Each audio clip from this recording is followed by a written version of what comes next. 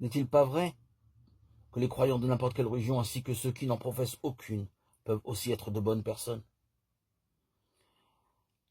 L'évangile proclamé, Saint Marc chapitre 10, versets 10 à 30, vient nous signaler la nouveauté de la foi chrétienne.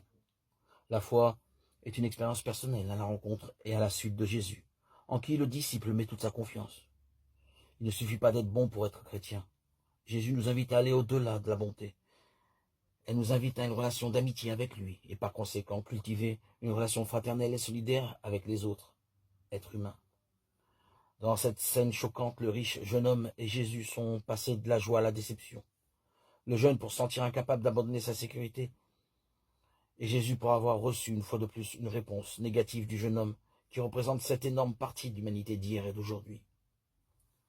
La réaction des apôtres n'est pas non plus surprenante. Aujourd'hui, nous pensons nous aussi que sans argent ni sécurité, nous ne pouvons pas faire grand-chose. Mais Jésus s'intéressait à l'enseignement, que le salut, le bonheur, l'avenir de l'homme ne sont pas garantis uniquement par l'économie, les possessions ou la richesse. Jésus ne condamne pas la richesse ou les riches, mais l'accumulation de richesses entre les mains de quelques-uns.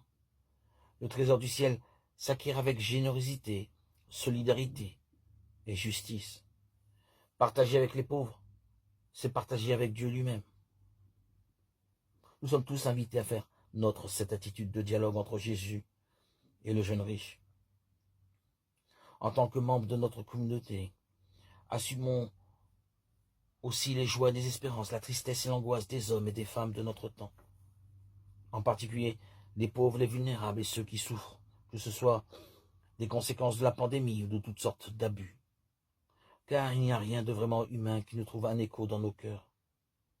Les paroles du Christ s'adressent au cœur de chacun de nous afin que chacun réponde généreusement.